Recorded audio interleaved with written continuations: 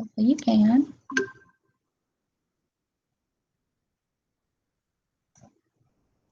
Thanks, Matt. I can always count on you.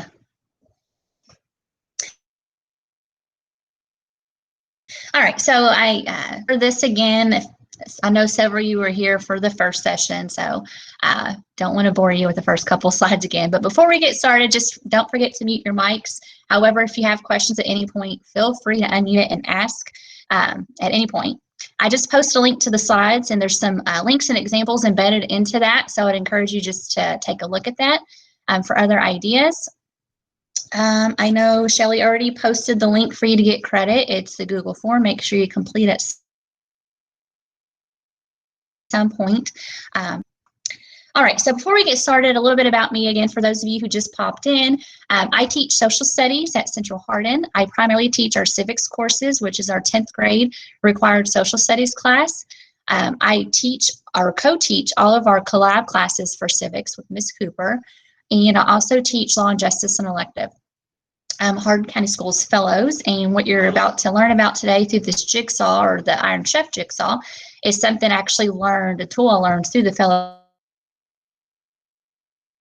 program, that with the classroom, but also through NTI. And I'm a level 1 Google certified educator. In addition to that, and I didn't put on there because I don't want to scare people away, I'm still a new teacher. This will be my 3rd full school year. I started halfway in school year when Miss Rita Highball retired. So this will be my 3rd school year, and I'm still learning so much. So I get really excited when I learn new things that have made my life easy, when I feel like there's days I don't know what I'm doing. So I get excited to share those resources with others, and hoping that'll be helpful for you. All right, so what we are going to talk about today, again, if you were in the first session where we did interactive notebooks, this is a similar concept, but more collaborative. It's through slides. It's called the Iron Chef. And what it really is the digital jigsaw, but Iron Chef sounds so much more cool than saying a digital jigsaw. So this is essentially using Google Slides in a collaborative way for students to either learn new information or kind of review information that they've already learned. All right, so why the digital jigsaw?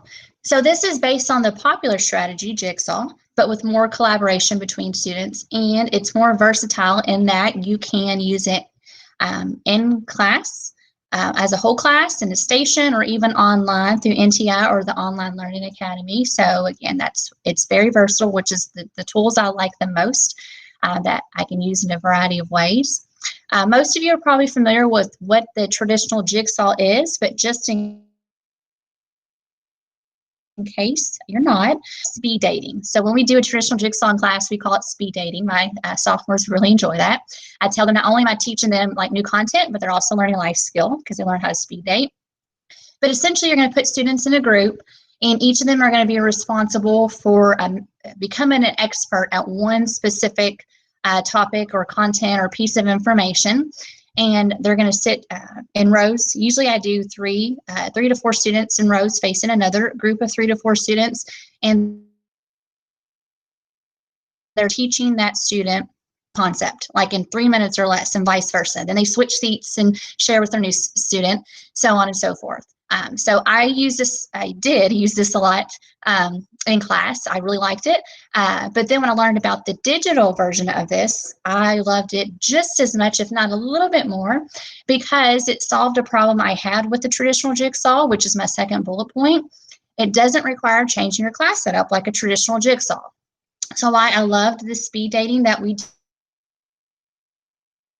do, and we would still do that. It would require me to rearrange my room, and we have those old school desks that really will probably fall apart if you move them.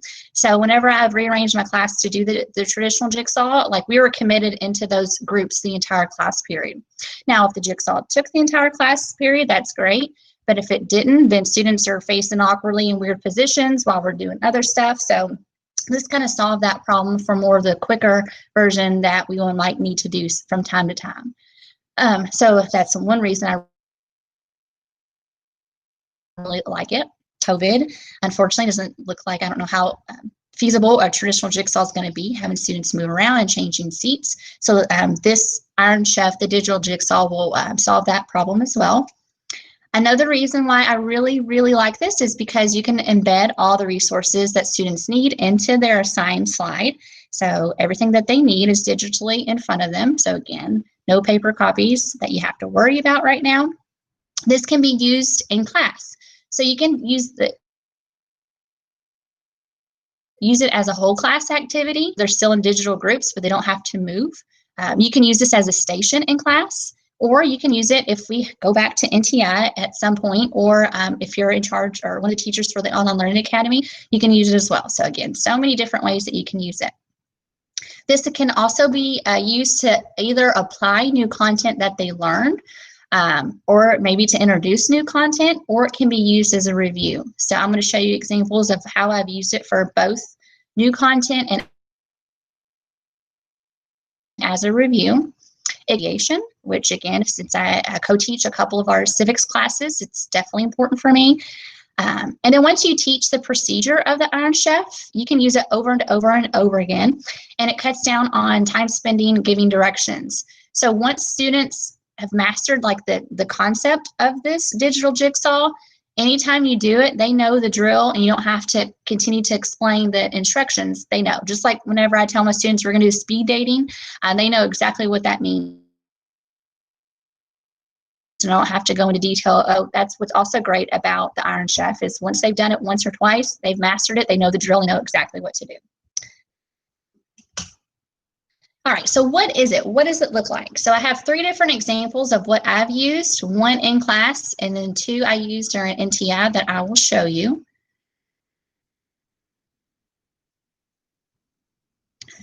So I think I might have mentioned it already. This is something that my students comes in the trimester. So it's something that once after they've done a couple times, they really know the procedures of it. But the way I always like to introduce a new activity like this or a concept is through a fun way, right? I don't want to ever just like throw something new on my students and like, you're going to learn the voting rights through this new way of learning. And they're already overwhelmed with learning a new concept versus a new procedure of how to use these slides. So anytime I've incorporated something different, I try to first use it in a fun. The way I did it last year was on the first day. We always do like a get to know you activity. So I decided, and used to we would speed date for get to know you, but they weren't speed dating, even though they were telling about themselves. Instead, we tried it using the Iron Chef. So it was the same concept as the in-person jigsaw, except they're now doing it through slides in groups. So with all of my slides that I create, you'll notice that the first slide is always the same. And that's because whenever they see the first slide of the activity, I want guys that know exactly what they're going to do. So no matter what the activities are, if they've been assigned a slide set, they know if they see that chef hat and this slide, they know what the Iron Chef is, they know the procedures, and they're ready to go without me even explaining the instructions to them after they've done it a couple times. So I'm always consistent with what the first slide is that I use whenever we use the Iron Chef. So here's our first slide. Second slides are instructions. So they're going to get to know each other a little better. They're going to pick a slide that was assigned to them. It's by number, and they're going to tell a little bit about themselves, including their favorites, also known as a secret ingredient. So I should go back to say the name Iron Chef. It's based off of those popular cooking shows. So the purpose of the Iron Chef is each student is providing their own secret ingredient. So whether that is about some type of concept, or in this case, it's something about themselves. So that's where the name comes from. Then I have the step of instructions for them to follow. So whenever we did one, since I obviously didn't know everybody's name, I would just pick one person in each group, and they would be responsible for sharing the slide set with their other group members. And each group member would pick a slide. They would insert information, pictures, text, whatever on their slides about them. And then they would look at each other's slides just to get to know a little bit about each other. So since this was the first time that they did it, I provided examples. So they got to learn a little bit about me and my favorites on my page. And then Ms. Cooper, hers that she had created, just so they kind of get an idea of what this could look like. And then there's 4 students per group. So delete that there. And each of them would go to their assigned slide. They would type in their name, and then they would insert pictures or text or whatever they wanted to do about themselves. So whenever I would go over the instructions, I would show them how to insert pictures. They would like to take pictures of themselves and insert them. They would Google pictures. Some would even be creative and draw pictures. So whatever they were most comfortable with. But each of them did that. And then once they were done with their slide, they would look at each other to learn a little bit about themselves. So just kind of a fun, different way for them to kind of get used to this concept. So after our fun way, then we had to do it in a content way. So the next way we tried it was going over voting rights. I could just stand in front of them and tell them about each of the amendments and acts, which would be super boring. So instead, they were in charge of learning about a specific amendment or act, and then share information on their slide. And then they would go back and look at each other's slides and take notes off of that. So again, my first slide is always the same. Second slide, I have my instructions. I had another slide of a little bit more detailed instructions of exactly what I wanted them to look for. And then, so I did this a couple different ways. In my collab classes, I would assign them to a specific slide, and here's why. So the resource that they need to complete their chart, which I have on here, is hyperlinked in the amendment or act name. With social studies and new standards, it's really about inquiry. So you provide, some primary resources in there to analyze and kind of come up, determine on their own what that source says.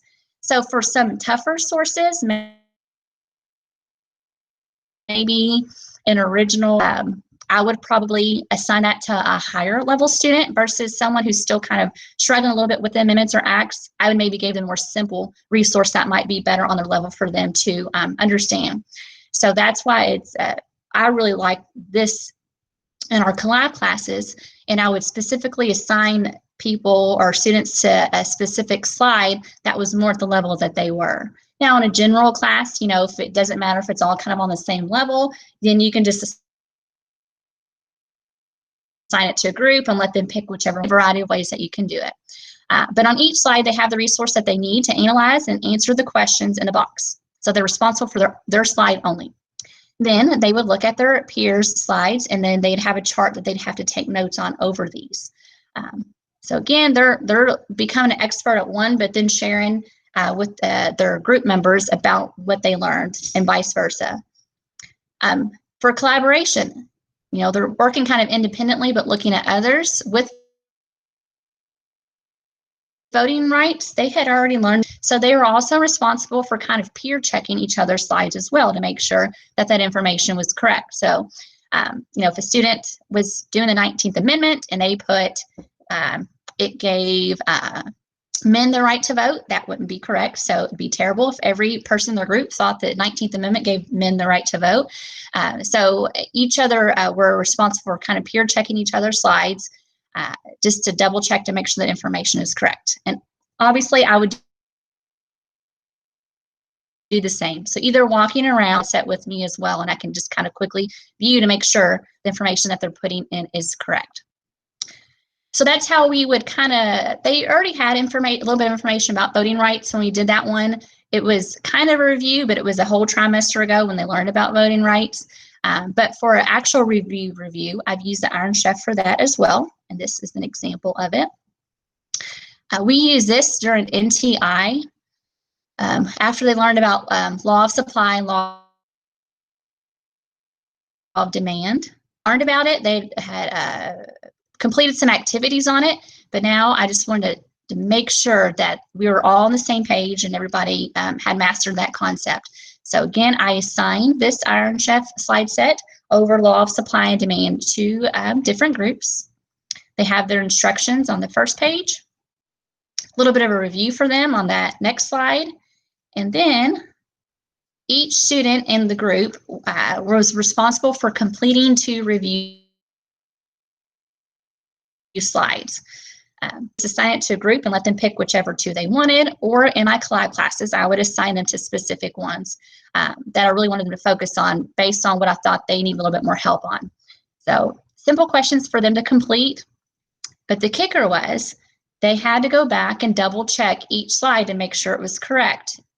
In the instructions, it says that. If you feel the answer is not correct, they'd have to leave a comment explaining why.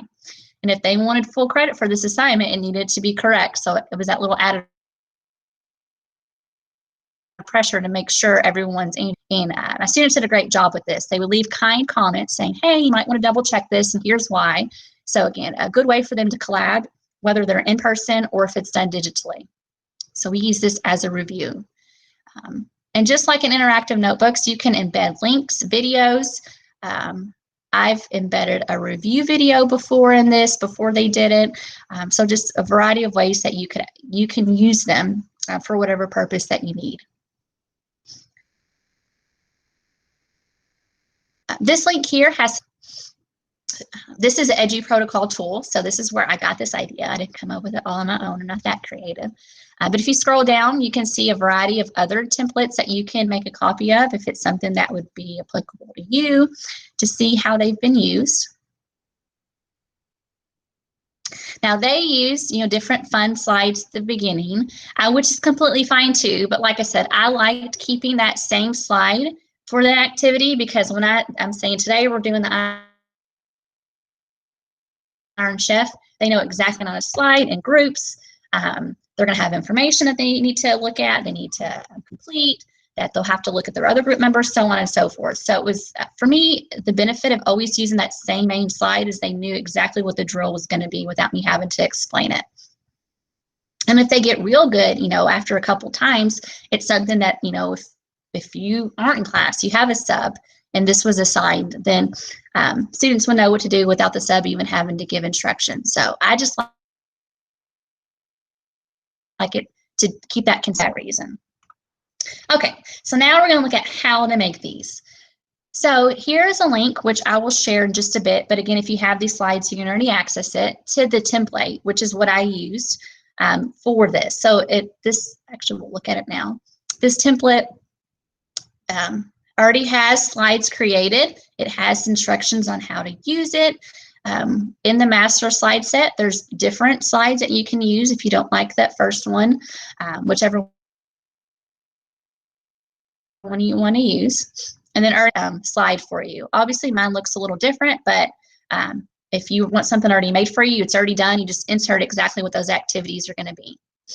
So you're going to make copies. So whenever you make a copy for yourself, I always name mine master, so I know this is the main one that I'm going to assign or create and assign for my students, and one I know that hasn't been edited or by a student. So after you've made your master template, you're going to create an instructions page. With Screencastify and us having premium access, I would encourage, if this is something that, if you are doing the first time digitally or like through the Online Learning Academy or through NTI, I would encourage doing a video of instructions first, just so they know. But whenever we do it together in class for the first time, I'll walk them through each slide so they know. But just make sure instructions are detailed. Again, it's less questions, and they know exactly what they're going to do, and they can refer back to it as needed. Actions page, then you're going to insert your questions or activities into slides. So with mine, my slides always look the same half the time for students, so I can just copy each slide and just do 1, 2, 3, 4, or if it's a different activity that I'm going to have embedded or different resource I'm going to have embedded, then I'll need to change that for each slide. But the format of the slide should look similar for each student. The only thing that might vary is the resources provided on each slide. But I always like to put a name section on this. Everyone knows who's working on what. And if you're worried about students moving or deleting something that you have on the slide, say like a text box or a picture, you can always save it as your master slide in the template, or you can save it as your background picture. So what I like to do is when I make a slide, I'll just kind of snip it or screenshot it, and then I'll save it as an image, and I'll make it my background picture. So for instance, on this one, that's what I did. So if they start inserting pictures or text, they're not accidentally clicking and deleting it. So just a little tip there. All right, so once you have created it, now you're going to have to assign it to the groups. So there is a variety of ways that you can do this. I'll share a couple of ways that I did it and why I did it the way that I did. So you're going to assign the slide sets to groups, not the entire class. You don't want the entire class working on the same slide set. You want to do it in groups. So you can do it simply by selecting a group member to make a copy of and sharing it with our group members. That is probably the best way to do it, for the fact that it's good for the students to learn that skill of making a copy and sharing. However, I've learned when I do that, that might take the student a little bit longer, and especially if it's the first day, they don't know everybody's name, they have to ask them their name and how they spell it and typing that in. I'm always like Miss Efficient, and that just gives me anxiety when it's going super slow. So while that's probably the best skill set, I like to go ahead and assign it out to them, and I do it a variety of ways.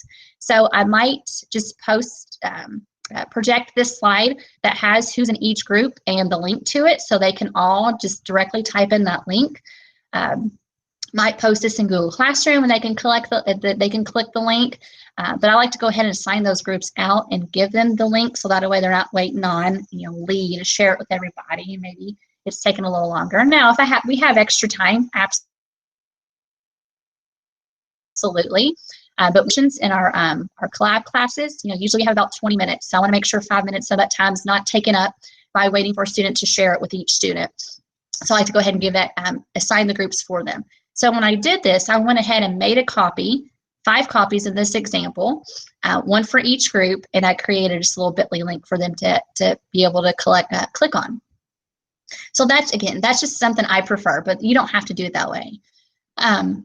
If you're doing NTI or the Online Learning Academy, this is assigned through Google Classroom. So let me, excuse me, show you how I did it with that. So you would assign slides to groups in Classroom, not the whole class. And how you're going to do that is when you create the assignment, here it automatically is going to default to every student. You're going to select the drop-down option here and only select the names of the students that you want to access that slide set that you created. So logically create my groups, especially in a collab setting. I would make sure there's a good mix of students in that group, or you could go down and just click the first 4 and the next 4, however you wanted to do it. But you're going to select which students are going to need this slide set, and then you're going to make sure students can edit that file, because I've already created their file for them. So I want them to all edit the same slide set, so they're working on it together as a group. So that's important to do. If you gave everybody their own copy, they're going to be working on it in the purpose. So make sure they can edit it, but make sure you're uploading their group slide set, not your master slide set, because you don't want people editing your master slide set. So just kind of keep that in mind. And again, this is a great way for differentiation. So certain students, if you wanted to have maybe a little higher level resources or sources they're going to be looking at, analyzing, or vice versa, you can specifically assign which student is going to be in this group. Now, it'll take a little bit more time when you're specifically assigning it to different groups, but it's worth it in the end, because you're going to get to specify who's working on what slide, who's in what group, and so on and so forth. So that's the way I prefer to doing it during NTI. Okay, so now that they have their slide set and then they're in their digital groups and they're working on it, what's next? So now you're going to facilitate by, if you're in class, you can walk around, even though that's probably not preferred right now. But normally that's what I would do. I'd walk around, just kind of check in. Or I would have them share their slide set with me if I did not create their group slide set for them. If I created it for them, I already have access to it, so that's nice. I can just check in on my Chromebook versus having to walk around. But if they created the template on their own, make sure that they share it with you again so you can access it that way. So if you're not walking around to check in, if you have access to their slide set, you can look at it on your screen in real time while they're working, just to kind of check in and make. And again, like during COVID, if you didn't assign that slide to them, just make sure the group leader shares it with you so you can view it digitally and leave comments. So a couple different ways that you can kind of walk around just to make sure everyone's on task and their information looks good and you're kind of double checking. So the collaboration is what's the key part in this. If you're in the interactive notebook session, that is usually more of kind of an independent, standalone, they're doing it on their own type of one, is more collaborative. And here's how. Once they've created the information on their slide, they're not done. They're in charge of looking at their other group members' slides, not only kind of peer reviewing, but also using that information, learning that information. So I'll have them usually complete a chart or some type of activity that they're going to use that information on. So they have no choice but to look at their group members' slides. That, you know, that's the whole point. Is instead of them having to learn about each of those on their own, their group member a specific concept that they're each kind of teaching each other. So always have them, like I said, either take notes on a worksheet or chart when they're finished, and also peer review. That's huge. I want to make sure the information the students are inputting into their slides is correct. And instead of me having to check each of them, if I have a good variety of students in the groups, then I can count on them to kind of double check to make sure that information is correct. All right, so just some last tips about this. So let students learn, again, that new Iron Chef Jigsaw without content. It says, like Dana. Brandy typed that initially whenever I did this for fellows, and I copy and pasted that. I probably could have put like me. But like Dana, let them do it like a getting to know me activity. Again, anytime we do some type of new activity, I try to first do it in a fun way. So it's something that they're learning without even them realizing they're learning. And then once we do it like in a real content way, they're like, oh, I already know how to do this. We've done it before. Always call it the Iron Chef. I wouldn't, that sounds boring anyways, but if they continue to hear Iron Chef, whenever you say, hey, today we're going to do the Iron Chef, they know exactly what that looks like, and they're ready to go without even giving them further instructions after they've done it a couple times. Have your slides prepped and ready by making copies of the template. Again, that link's embedded there, and I'll share it again in just a minute, just so you have. I'm always about working smarter, not harder. Using that, just kind of going off of that. And once you have your master template, you don't have to redo it for a trimester. It's ready to go. And then again, for more strategies like this, I love the Iron Chef, but there's other really neat ones that you use with slides through Edu Protocols you can check out. Okay, so I know that's a lot of information. So first I'll ask, does anybody have any questions?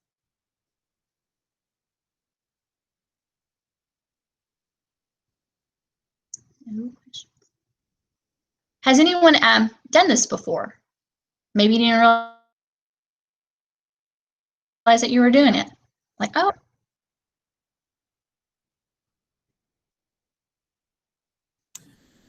I haven't done it before, Dana, but I'm going to now. This is great. Yeah, thank you. Amy, I definitely think this would be appropriate for younger students.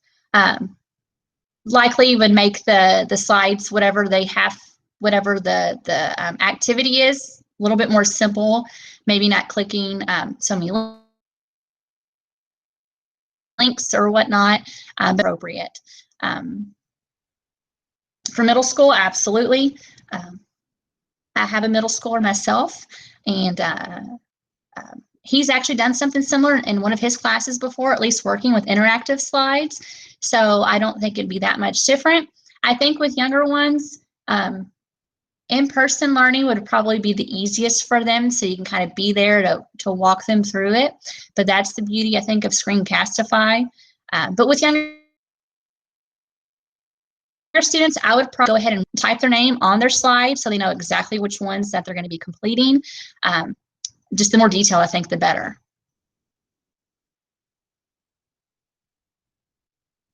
And slide sabotage, good question. I have not had any problems with that, which is why I usually make my groups really small. So I usually only put 4, 6 at most in there because it's easier for the group members and the teachers to working on what and who's not. And I'm really strategic about who I put in my groups. But no, I haven't. I think that's what's going to be key about if you're not able to physically walk around to kind of check in. Just make sure they share it with you so you can watch them in real time. But honestly, I've done it probably, I've only done it, I think 4 or 5 times with, 4 classes each.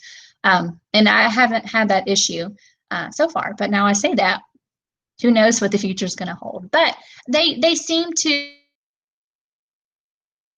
students seem to in my rega classes and in my collab classes, it's something different. And I don't want to say simple, but it's all in one location. They're not having to move and look at different resources. Everything needs in front of them. So I think that helped as well. And having that pressure, knowing that I need to do good on my slide because my other group members are counting on it. So they did take it a little bit more seriously.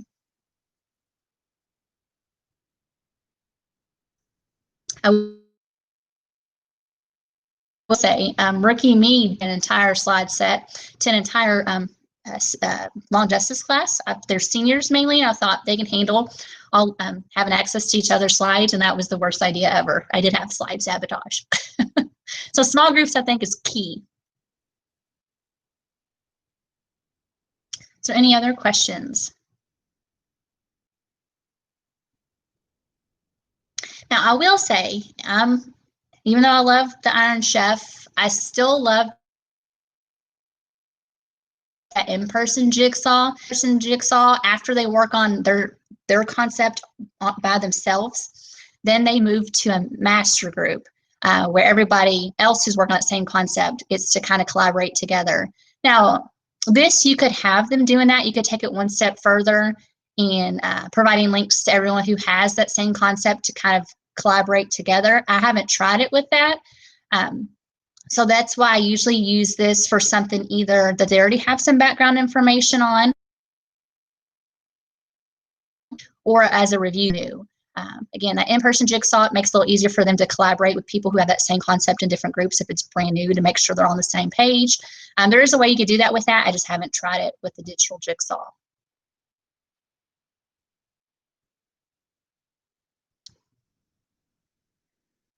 Does anybody else have any questions? Did you have access to this template in my slides that I created? But I'll go ahead and share your book.